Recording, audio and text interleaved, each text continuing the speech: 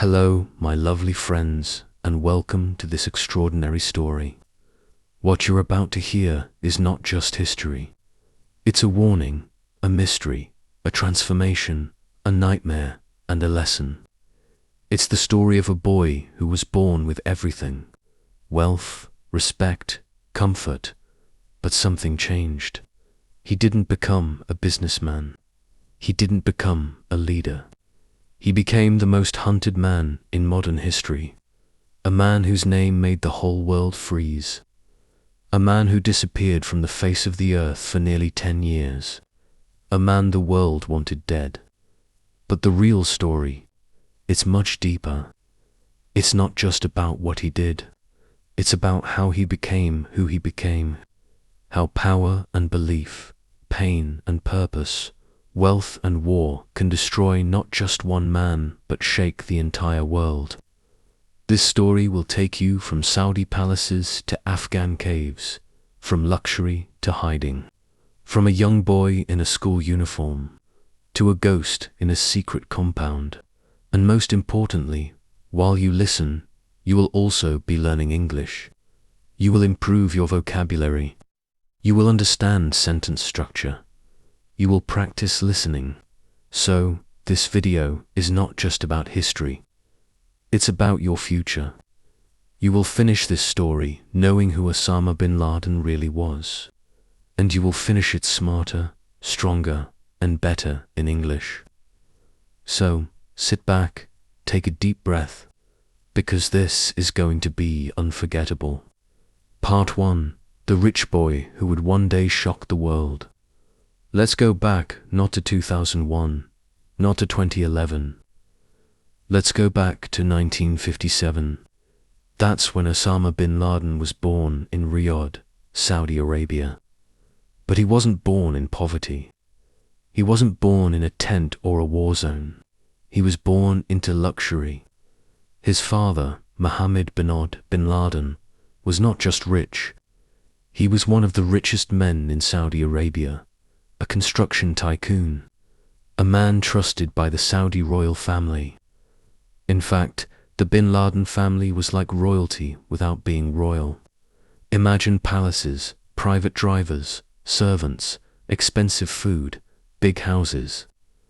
That was Osama's world from the very beginning. But here's the strange part. Even though he had money, Osama was different. He was quiet, shy, polite, and serious. He didn't laugh loudly. He didn't cause trouble. He wasn't like the other rich kids. He studied at Al-Saga Model School in Jeddah. It was a school for the elite. Wealthy families sent their children there to prepare for success. But even there, Osama was more religious than others. While most boys played football and watched TV, Osama read the Quran and memorized verses. He was already starting to believe that life should be about something bigger. Osama wasn't violent. He didn't talk about war or killing, but he believed deeply in Islam and not just practicing it. He believed in the idea of fighting to protect it. Teachers said he would ask deep questions about religion. He would stay silent during lunch thinking. He didn't chase girls. He didn't skip class. He looked like a normal, serious boy, but inside he was building a belief system. By the time he was 17, something big happened. The world around him changed. When Osama was still a teenager in 1979, the Soviet Union invaded Afghanistan. It was a major global event, and many Muslims around the world saw it as an attack on Islamic land. That was the moment Osama changed. He decided that he couldn't just stay rich and silent. He wanted to fight. He left his comfort.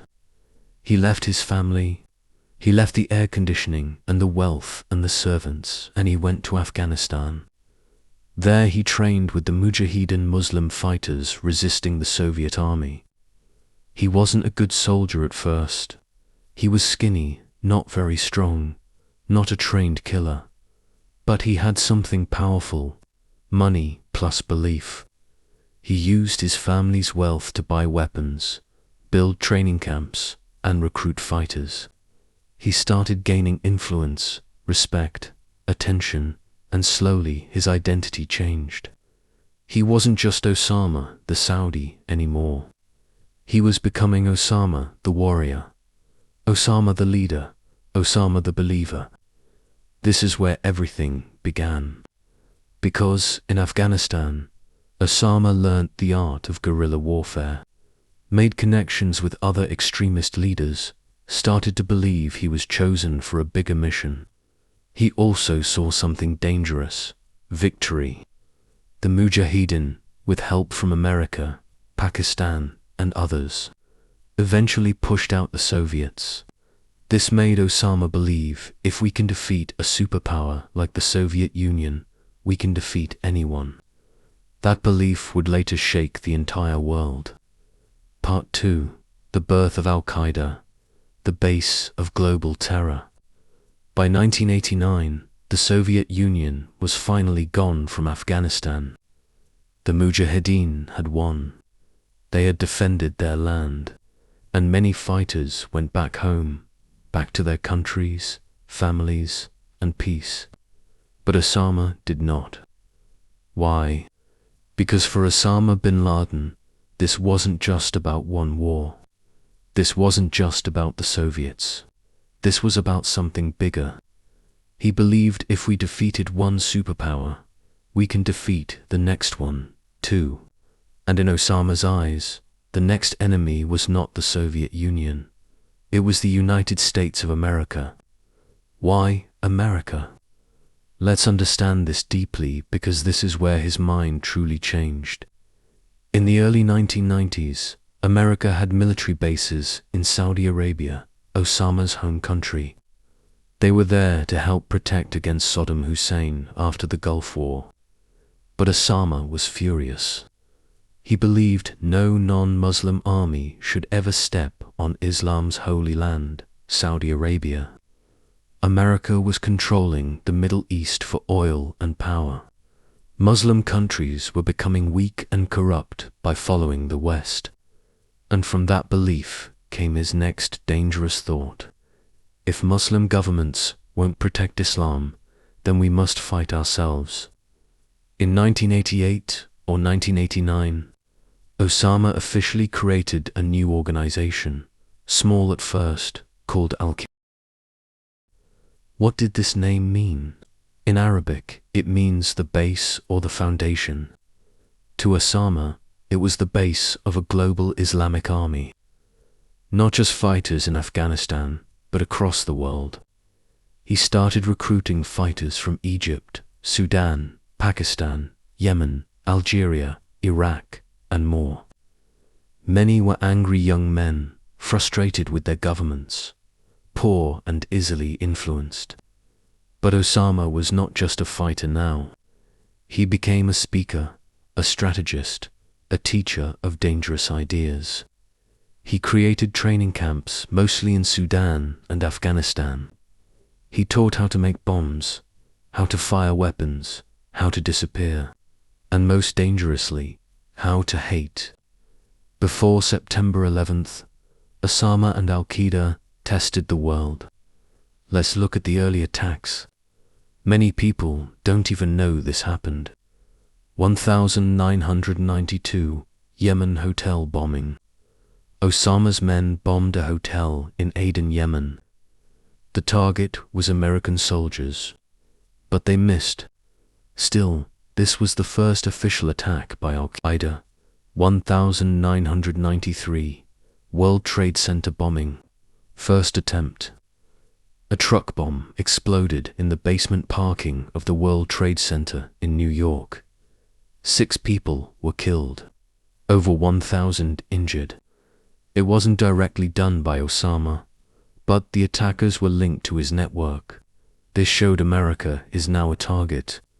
1998 U.S. embassy bombings in Kenya and Tanzania.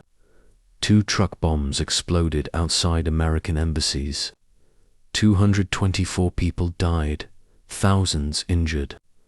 This attack was 100% planned and executed by Al-Qaeda. It was the moment the world realized this man is serious. This group is global. 2000 USS Cole bombing. A US Navy ship stopped in Yemen for fuel.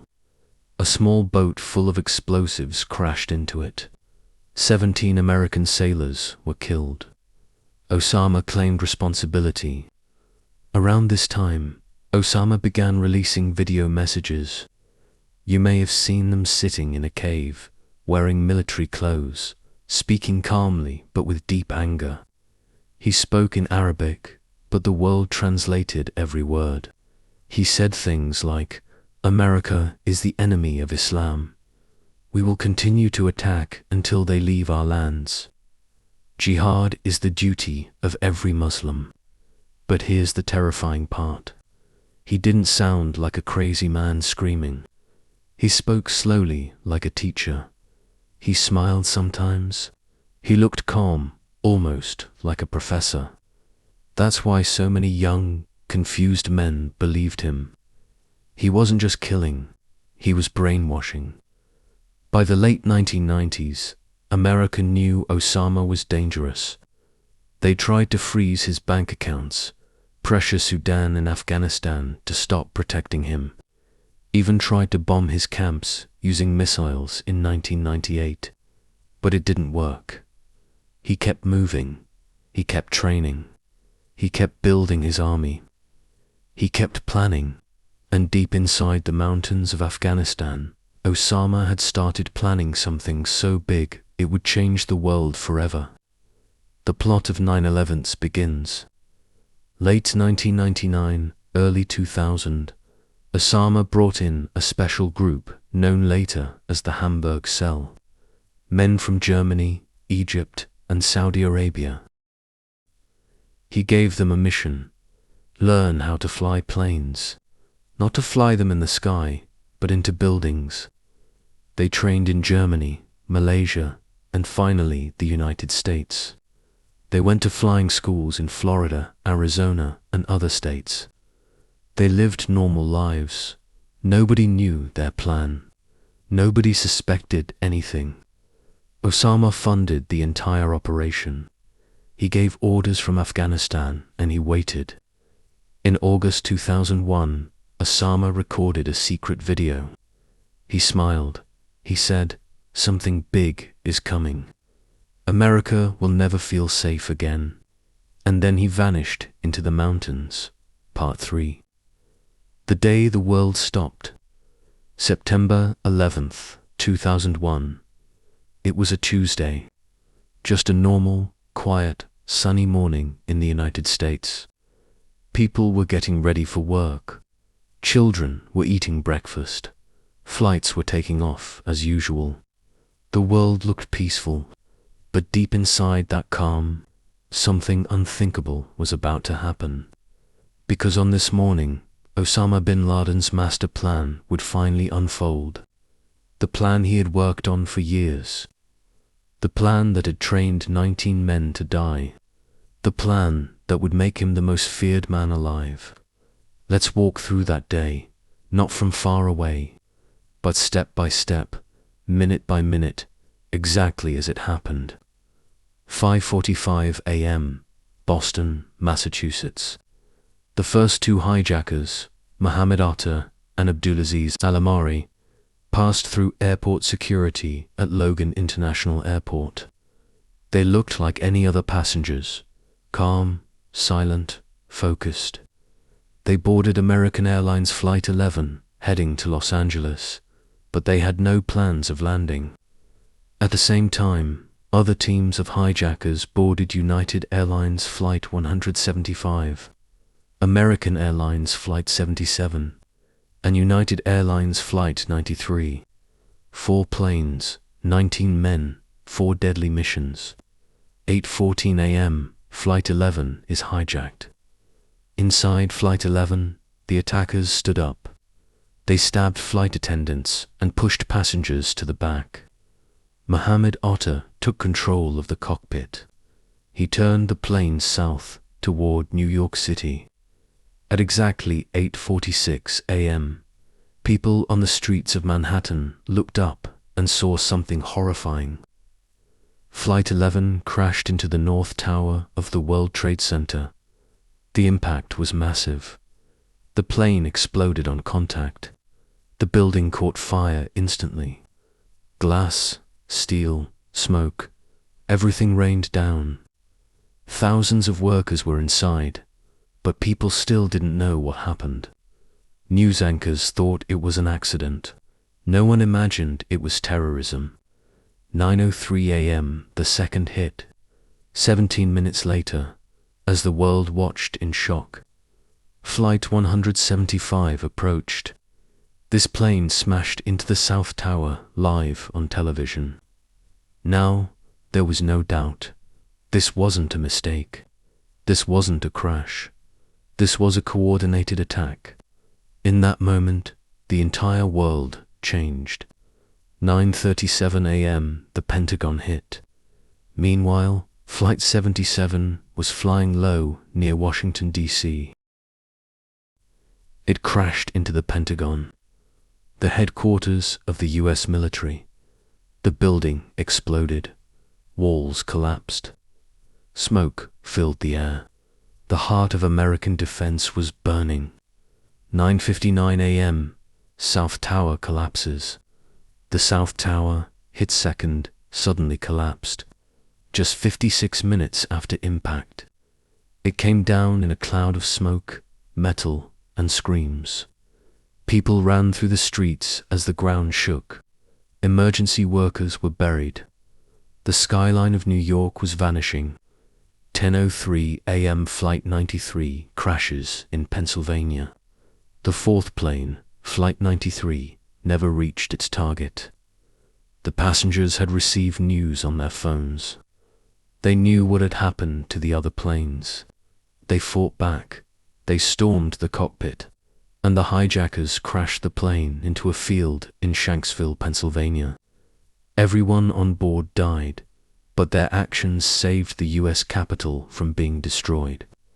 After burning for 102 minutes, the North Tower also collapsed. New York disappeared under smoke.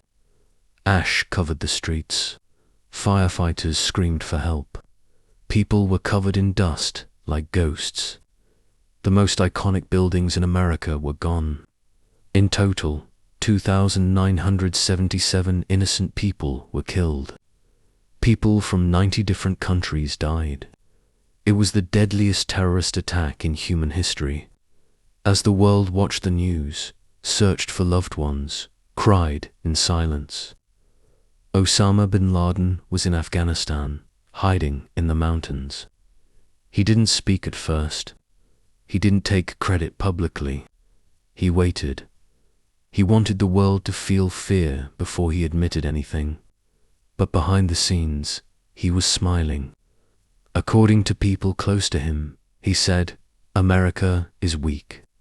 We hit them in the heart and they fell like a house of cards." Later, a video was discovered, not meant for the public. In it, Osama laughed and described how the buildings fell better than he imagined. That video confirmed he was the mastermind. America changed overnight. Flights were grounded. Military forces were put on high alert. Families searched for loved ones. People wrote names of missing loved ones on walls. And on that very same night, U.S. President George W. Bush stood in front of the nation and said, "We will make no distinction between the terrorists who committed these acts and those who harbor them."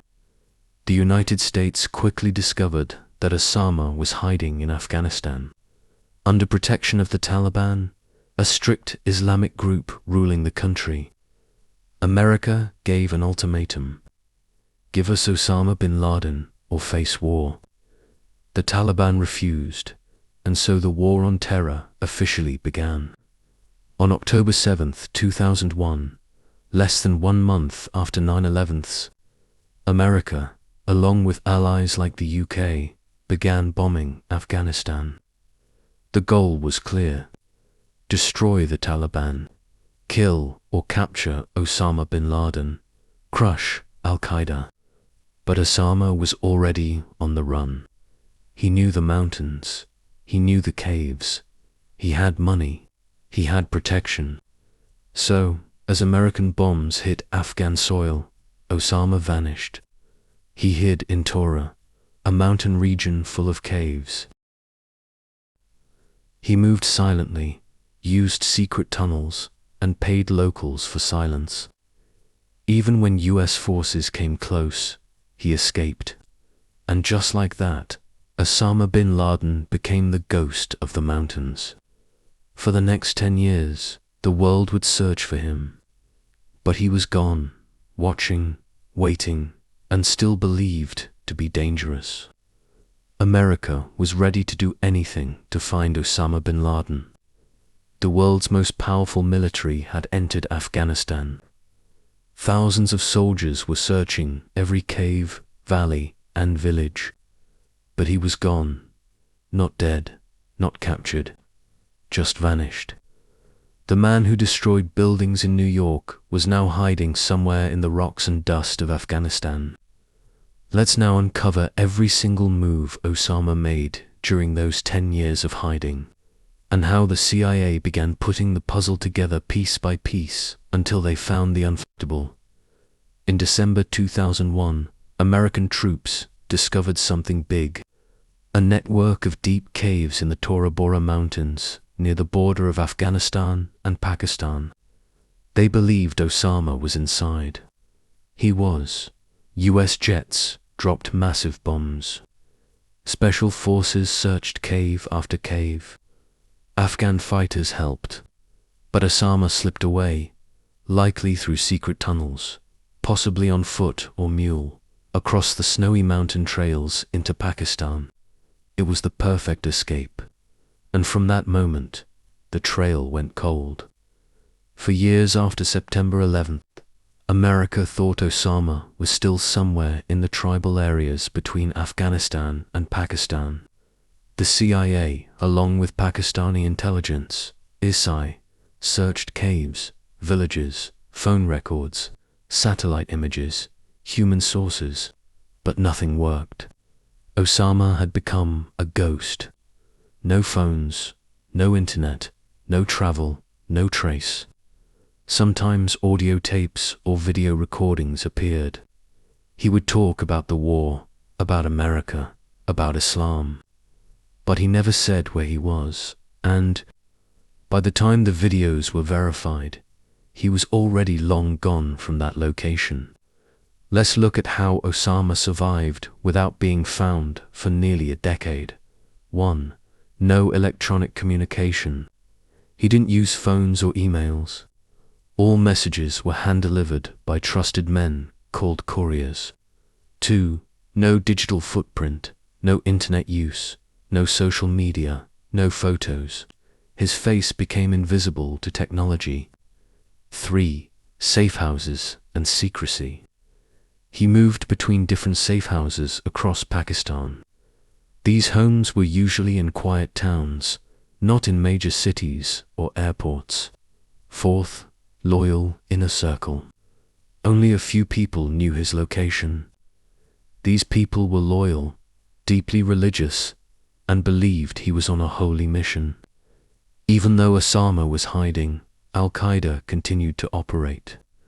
They inspired new terror groups in Iraq, Africa, and Southeast Asia, claimed responsibility for Madrid bombings 2004 and London bombings 2005, released messages through Osama and his second-in-command, Ayman al-Zawahiri. Al-Qaeda had become more than a group. It was now an idea, spread across borders, carried by hatred and powered by Osama's legend. Even though he was invisible, his influence was alive and expanding. After years of failure, the CIA changed its strategy. They stopped looking for Osama directly. Instead, they started searching for the people around him, his messengers, bodyguards, and couriers. One name stood out, Abu Ahmed al-Kuwaiti. He was a trusted courier known to deliver Osama's messages. For years, the CIA tracked him, watching phone calls, emails, movements, slowly building a picture of his life. But no one could find where he was going until one day in 2010, something finally changed. The CIA found that al-Kuwaiti was living in a quiet town in Pakistan called Abu. But what caught their attention was the house he lived in. It wasn't normal. It was strange. It was hiding something. Let's describe it fully. It was 3 stories tall, surrounded by high walls. The compound had no internet and no phone lines. There were barbed wires to security gates and a few windows. Even the trash was not put outside. It was burned inside the compound. Inside there were many children and women, but the family never went out. There were no visitors, no social life. The neighbors found it suspicious, but they never reported anything. Why? Because in that part of Pakistan, people don't ask too many questions. Through weeks of watching the compound with satellites and local agents, the CIA noticed a tall man walking on the 3rd floor balcony, always alone. He never stepped outside. He never spoke to anyone. He looked like he was in charge, but they didn't have a photo. They didn't have proof. Still, the CIA believed this could be Osama bin Laden. In 2010, US President Barack Obama was briefed. His intelligence team said, "We have found a house. We believe Osama might be inside, but we're not 100% sure." It was risky. What if it was the wrong person? What if Pakistan got angry? What if it failed? But Obama made a decision. If this is him, we will go in and get him. We can't wait anymore. So they began to plan the most secret and dangerous mission in modern history. In a top-secret building, a team of experts designed a full model of the Abbottabad compound. They studied building structure, wall heights, room positions, and escape routes. They selected the best soldiers from SEAL Team 6, the most elite unit in the US military. For months, they trained using an exact replica of the compound. Every entry, every door, every room. This wasn't a war. This was a surgical operation. Everything had to be silent, fast, and final. The operation was given a name, Operation Neptune Spear. On April 28, 2011, Obama was told, "Sir, we are ready." He gave the order, "Go." But no one outside the White House knew. Not Pakistan, not the media, not the military. The operation had to remain secret, because this wasn't just about killing Osama. This was about sending a message to the world. You can run, you can hide, but we will never stop looking. Part 4. The night they found him. The raid on Abbottabad. The day was May 1st, 2011, but it was nighttime in Pakistan. A peaceful, quiet evening in the small city of Abbottabad. Children had finished dinner. Lights were out in most homes. The neighborhood was asleep, but far above that calm silence in the skies, no one could see something was coming. 2 black helicopters, stealth-modified Black Hawks, cut across the night sky. They carried 23 Navy SEALs, a translator, a combat dog, and years of pain, training, and planning. These men were members of SEAL Team 6, the elite American unit trusted with the most dangerous missions in the world. Their destination, the mysterious high-walled compound on Cockle Road, the place the CIA believed was hiding Osama bin Laden. 12:30 a.m., the helicopters arrive. The mission began in total silence. The helicopters flew low, using the mountains for cover, entering Pakistani airspace without permission, without announcement. Inside the helicopters, the SEALs checked their weapons. Night vision goggles on. No one spoke. They had no backup. If something went wrong, No one was coming to help. As they reached the compound, something unexpected happened. One of the helicopters tried to hover above the compound to drop soldiers on the roof. But because of the hot air and narrow walls, the helicopter lost lift. It began to spin and crash. But the pilot stayed calm. He crash-landed it inside the compound's wall without anyone getting hurt. Instantly, the mission changed. They couldn't enter from the roof as planned. Now they had to blow their way in. They used explosives to breach doors, walls, and gates. The loud blasts woke the entire neighborhood, but the team kept moving. The compound had 3 floors. The SEALs moved fast, clearing each level, shouting commands in Arabic to confuse and control anyone inside. They found women screaming, children crying, men hiding in panic. But the soldiers didn't stop. They weren't here to hurt innocent people. They had one name in mind, one face they had studied for years, and they knew he was on the top floor. On the 3rd floor, 2 SEALs reached a closed bedroom door. They could hear movement inside, a man's voice, a woman's scream. They pushed open the door. Inside was a tall man with a long beard wearing traditional clothes. He was not holding a weapon, but he didn't surrender either. The SEALs recognized him immediately. It was Osama bin Laden. He stood behind one of his wives. She moved to block him. The soldiers fired. She was wounded. Then they fired again. 2 shots into Osama bin Laden's chest and head. It was over in seconds. No final speech, no last fight, no grand escape. The man who had disappeared for 10 years, who had watched his videos spread across the world, who had believed he was untouchable, was now lying in a pool of blood in a silent room on a simple bed. The SEALs didn't stop. They collected Osama's body, took hard drives, USBs, papers, everything they could find, took photographs of the dead body for proof.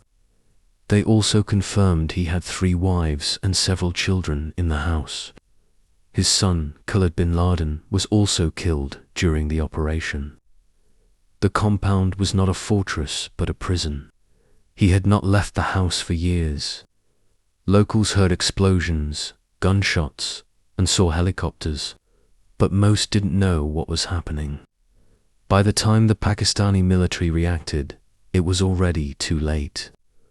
The operation was finished in 38 minutes. The SEALs destroyed the damaged helicopter by setting it on fire to prevent anyone from studying its secret technology. Then they boarded the 2nd helicopter with Osama's body and flew out of Pakistan.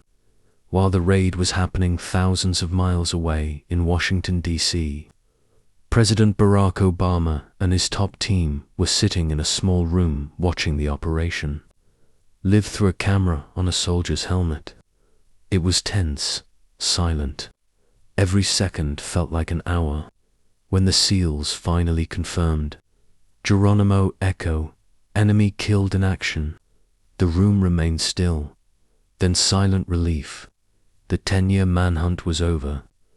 Osama's body was flown to Afghanistan, where US officials took DNA samples, photos, fingerprint matches. Everything confirmed the identity. Then, in a final decision designed to avoid any grave becoming a shrine, the US buried Osama bin Laden at sea within 24 hours. As per Islamic tradition, the sea was chosen to ensure no one could visit his grave. And just like that, the man who had spent years hiding now had no place left on earth. May 2nd, 2011, the world wakes up to the news. In the morning, President Obama stood before cameras and announced to the world, "Tonight, I can report to the American people and to the world that the United States has conducted an operation that killed Osama bin Laden." People cried. Crowds gathered in New York and Washington. They sang, they cheered. They held signs that said, "Justice has been done." Around the world, reactions were complex. Some felt relief. Some felt closure. Some questioned the legality of the raid. Some feared revenge attacks. But one thing was clear. Osama bin Laden was no longer a threat. Part 5. The Ghost and the Legacy. After Osama bin Laden was dead. But death is not always the end of a man. Sometimes death is just the beginning of the questions. Who was he really? What did he leave behind? What did the world learn? And most importantly, why do his ideas still echo in the dark corners of the earth? Let's walk through everything that followed his death, the secrets that were uncovered, the truths that were buried, and the shadows that remained. After the SEALs left the Abbottabad compound, they didn't just take a body. They took over 5 computers, more than 100 USB drives, hard drives, papers, handwritten journals, letters, DVDs, flashcards. It was the largest intelligence haul from a single terrorist target in history. The CIA and FBI worked day and night to read, translate, and analyze everything. And what they found inside those drives was shocking. Behind the walls of his compound, Osama lived a double life. He was not just hiding. He was planning, writing, and recording his thoughts. From his journals and files, we learned he was still in charge. Even though he hadn't stepped outside in years, Osama was still giving orders to Al-Qaeda groups in different countries. He sent letters to leaders in Yemen, Somalia, Iraq, and North Africa. He gave them instructions on who to target, when to attack, how to recruit young fighters, how to spread propaganda. He was the invisible leader, like a general working through messengers. He was afraid of technology. Osama warned his men never to use phones or the internet. He believed drones could track signals. He feared satellites, tracking devices, and spies.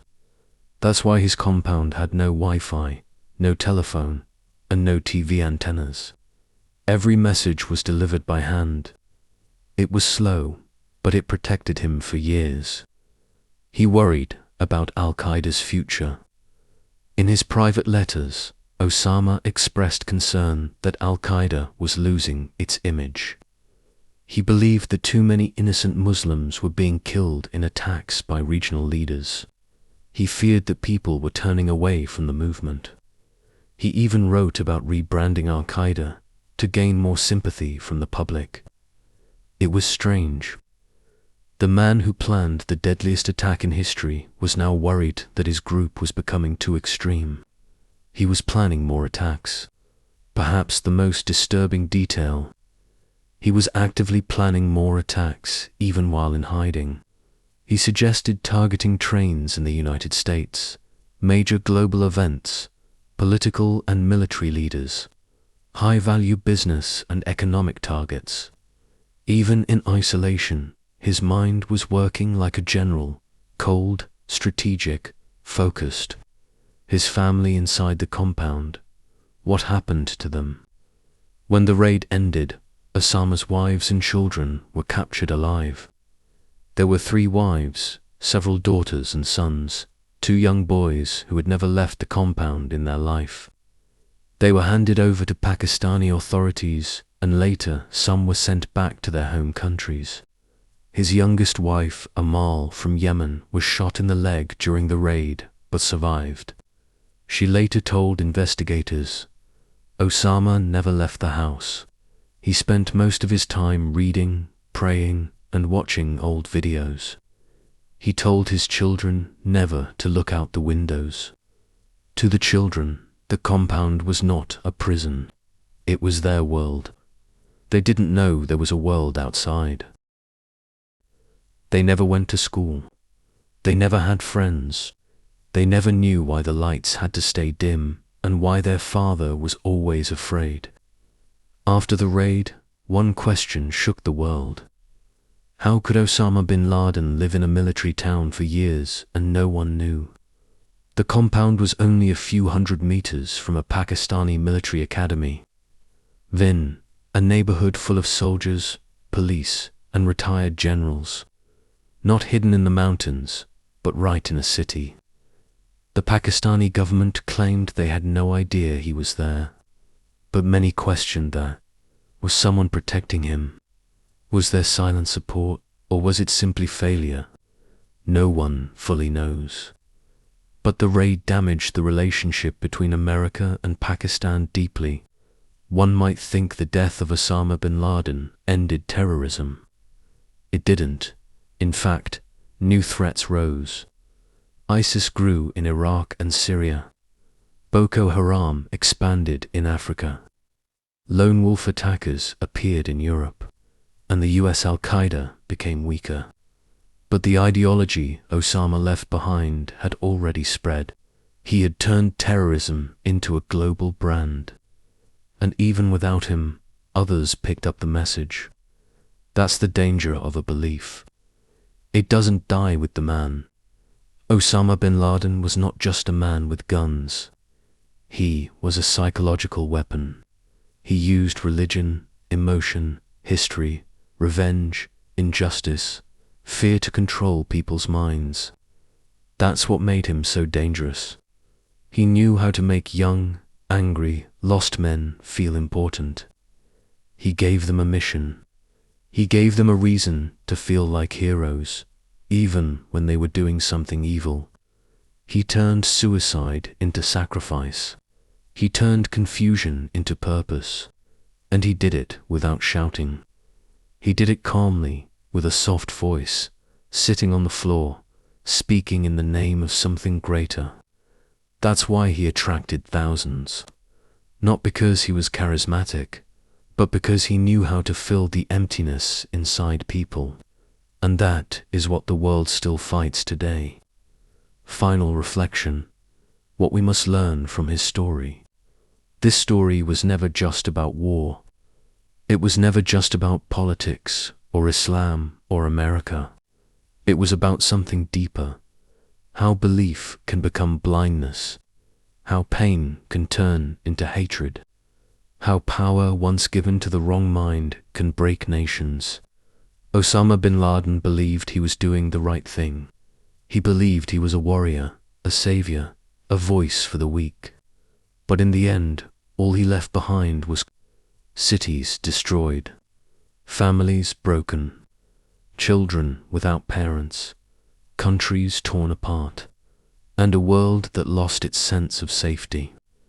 His life is not something to admire, it's something to understand. Because until we understand how he became who he became, we won't understand how others still fall into the same darkness. Osama bin Laden was born in luxury. He could have lived a life of peace, privilege, and contribution, but he chose something else. He chose anger. He chose ideology. He chose violence. He chose death for others and finally for himself. And in the end, he didn't die as a hero. He died in a dark room, hiding behind his wife, without a country, without a future, without a name left that brings honor. That is the true ending of his story. This video is created purely for educational and informational purposes. It is based on verified historical events, public records, and global news reports.